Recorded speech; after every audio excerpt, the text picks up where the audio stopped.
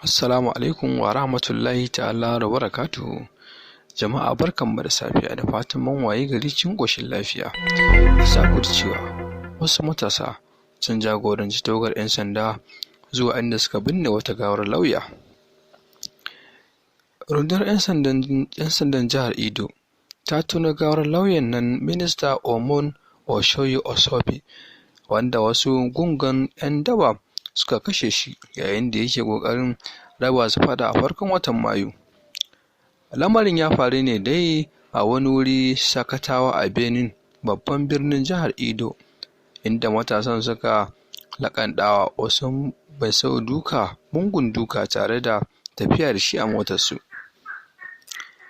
Rundunar 'yan sandan ta ce ta kama wasu daga cikin waɗanda ake zargin da kisan lauyan, sannan ta ƙara da cewa waɗanda ake zargi sun jagoranci tawagar 'yan sanda zuwa wurin da suka binne Wasu.